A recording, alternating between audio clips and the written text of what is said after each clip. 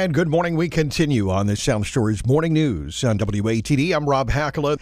In this segment, Lorna and Chrissy are with me. They reached out, both of them talking about something that they want us, the audience, to be aware of, something that you may not know about, and that is the inhumane treatment of wild horses. This is something that Chrissy and Lorna are both passionate about, and they join us this morning. Lorna and Chrissy, thank you so much for being with us on WATD. Thank you for having us. This is a very important message I want to get out. Well, it is. So I'm going to let you start. Tell us, I guess, explain what's going on, what do we need to know of, and maybe what we can do. So explain it for us. What's happening? If you ask where to see wild horses in many of the western states, you will most likely be directed to visit the nearest BLM holding facility rather than the open range. There, you will observe pens constructed of metal bars as far as the eye can see, each containing groups of wild horses and burros in various stages of BLM processing. Some contain new arrivals, and these are absolutely heartbreaking because the animals, the horses, are so bewildered. There are mares of all ages, some with very young foals, going back and forth across the pens, trying to protect their babies, and they just don't understand that they've been rounded up and they're about to be torn from their families permanently, rendered infertile or sterilized. After separation, their babies will be confined together away from the watchful eyes of the moms and aunties who are programmed to help them understand how to live in a wild family, and they will never receive this wisdom. Stallions are separated, they're sterilized, they're kept alone because their fierce instincts to protect their families would wreak havoc on the processing. All stallions are gelded, so their unique bloodlines stop there, and they all call to each other across the sea of bars and pens and crash against the bars, and some of the babies stand at the bars staring and calling to their families, but others play with each other in the pen. Their spirits undaunted, just like children of all species, for the moment, just in pursuit of friendship. The only roofs are the sky, whether it's 20 degrees below and snowing, sleeting, and blowing, or in excess of 100 degrees in the summer. There is no shelter or protection from the elements. I don't need to describe what the ground becomes like during different weather conditions. Some do not survive this ordeal, and I'm really haunted by their eyes following those of us with cameras, asking if we're there to help. I literally see them when I close my eyes. Americans' wild equines are in danger of extinction. As Americans, we love and revere our icons of the West.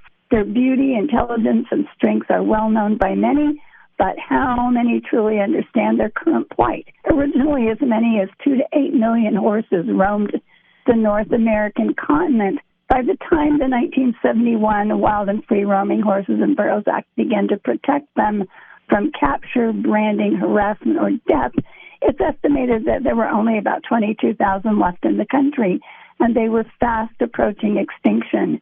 The BLM estimates that there are now around 80,000 horses roaming.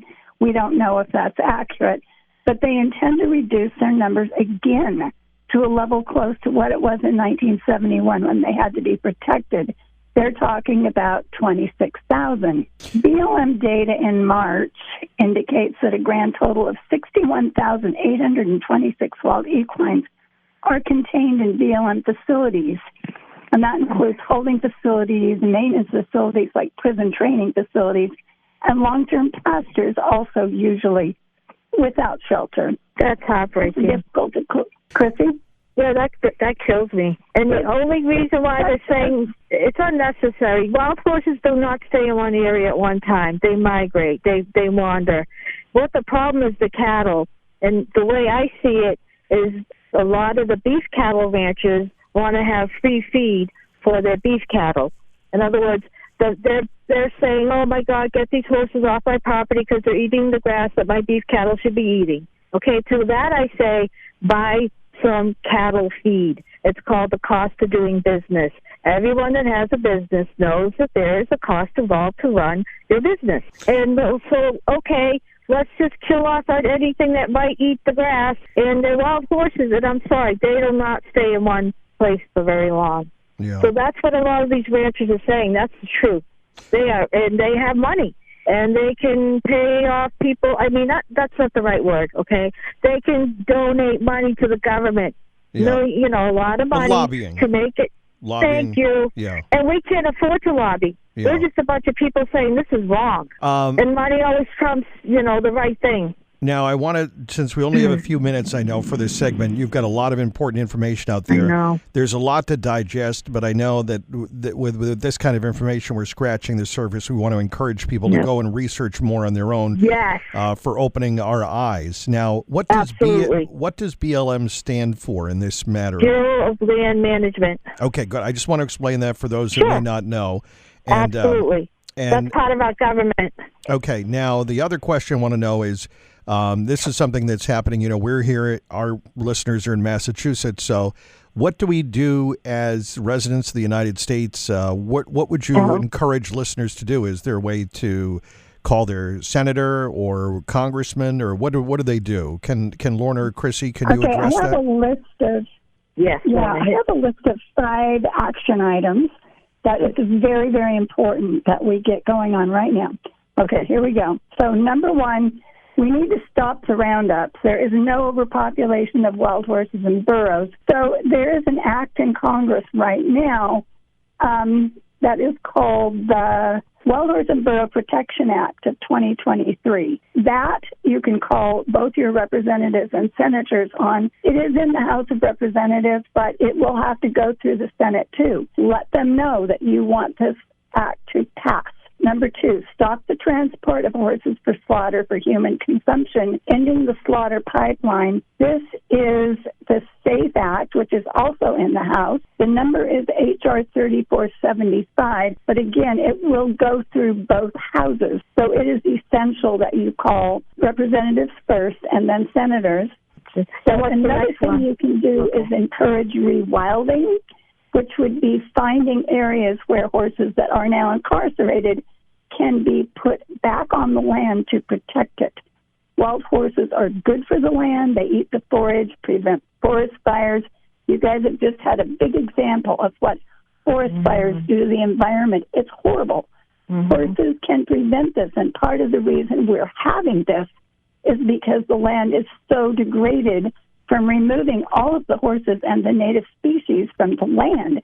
We end up with forest fires, and the Dust Bowl of the 1930s, that was caused by overgrazing by cattle and sheep in the Great Plains. And people starved to death from that, and we are headed there again. The only other thing I would say, because we did cover a lot, Lorna, I created a Gmail account, and I'll give it to you as well.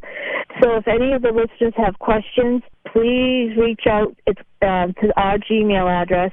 It's called Save U.S. Horses. So SAVEUSHORSES